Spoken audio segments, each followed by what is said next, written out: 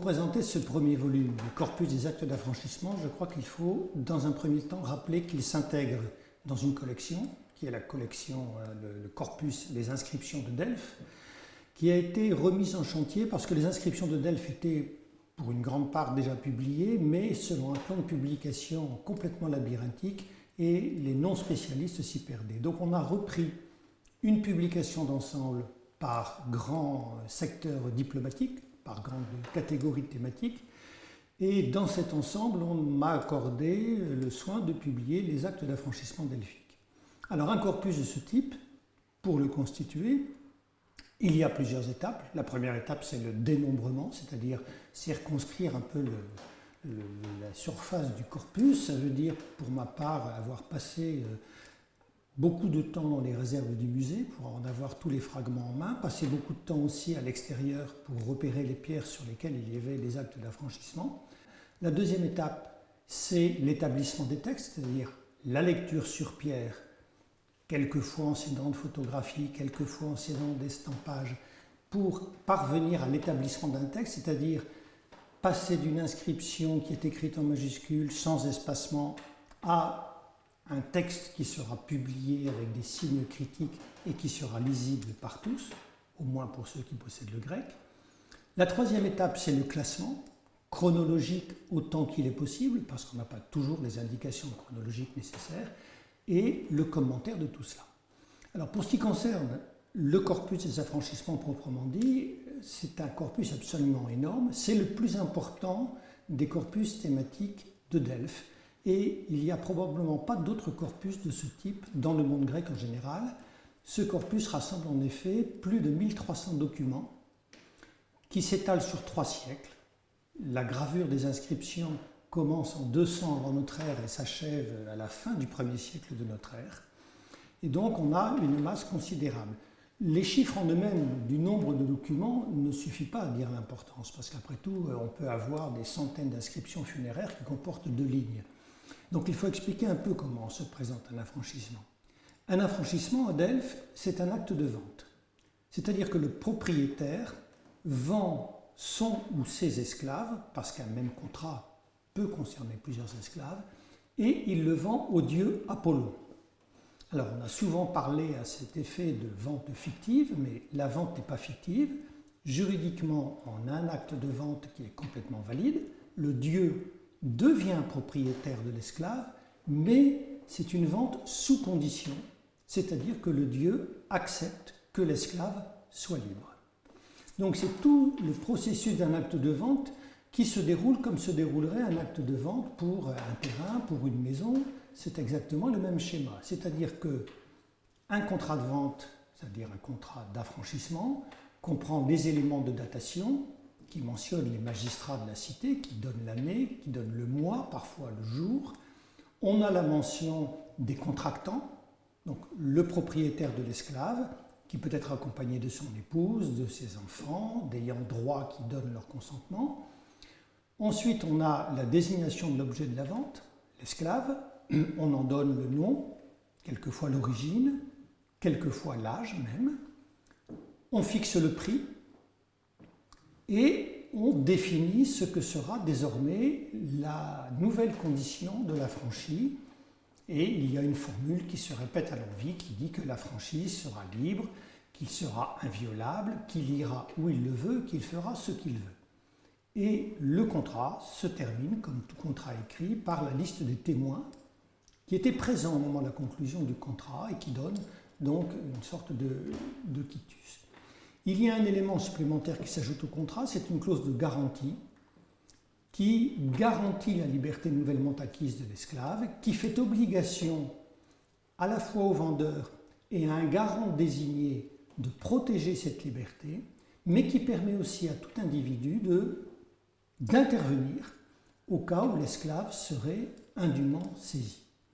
Alors ça, c'est la trame, je vais dire normale, la trame générale, basique du contrat, sur lequel peuvent venir se greffer, bien entendu, toute une série de clauses, des clauses financières, des exigences que fait valoir le maître, en particulier une clause qui est très importante et qu'on appelle la clause de paramona, qui libère l'esclave, mais qui lui fait obligation de rester auprès de son maître et au service de son maître, généralement toute sa vie durant.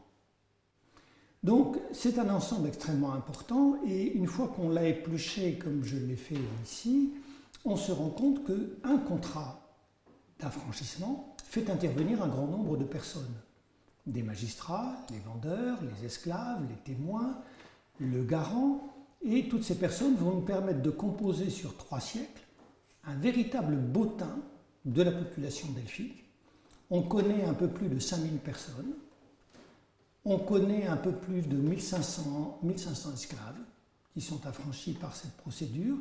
Alors évidemment, avec tout cela, on a une connaissance de la communauté delphique, des relations familiales, amicales, sociales qu'entretiennent les vendeurs avec les différentes personnes qui participent au contrat, mais on a aussi un aperçu de ce que pouvait être la vie et les relations également entre les esclaves, entre les affranchis et les esclaves, voire entre les affranchis et leurs anciens maîtres.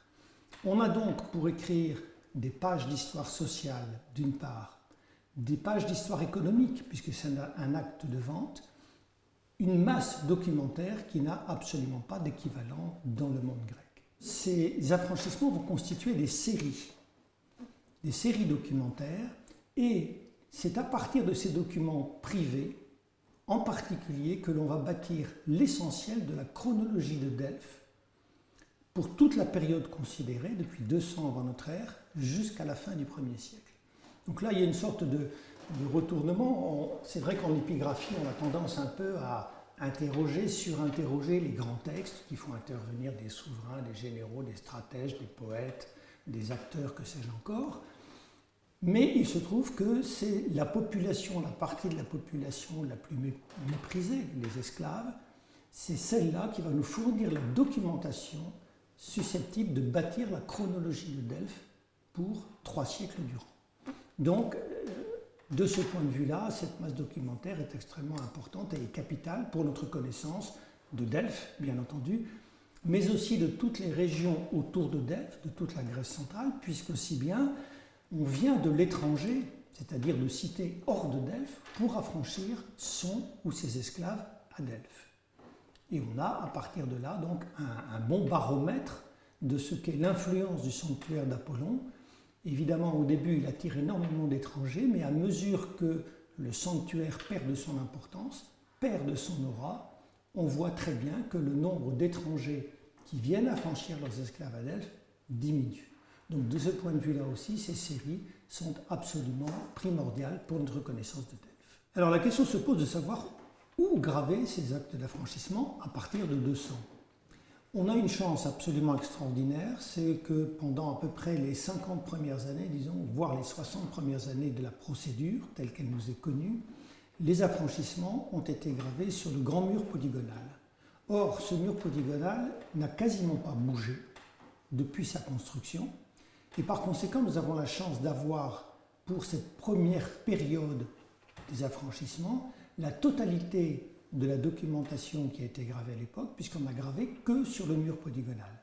Ce n'est qu'à partir des années 140, à peu près avant notre ère, qu'on a commencé à utiliser d'autres supports, les murs de parodole du théâtre par exemple, des trésors, et progressivement, au 1er siècle avant notre ère, on a éparpillé la production épigraphique des affranchissements, les gravant sur des bases, sur des piliers. Et au 1er siècle de notre ère, on est revenu au théâtre. Là, il y a une césure très nette et on a gravé les inscriptions dans le théâtre. Alors, c'est important d'avoir en tête ces lieux de gravure parce que nous avons beaucoup plus d'affranchissements pour la première période parce que les actes d'affranchissement ont été gravés sur des monuments qui ont perduré. Ils ont ensuite été gravés sur des monuments qui ont été disséminés en fragments pour lesquels le pourcentage de perte est beaucoup plus élevé. Et ici vont se conjuguer 2 éléments de façon concomitante, à la fois le fait que les affranchissements sont gravés sur des supports qui sont en fragments aujourd'hui, c'est le premier point. Le deuxième point, le fait que le sanctuaire perd de son importance et qu'on y affranchit de moins en moins, ou tout au moins qu'on vient moins de l'étranger pour y affranchir.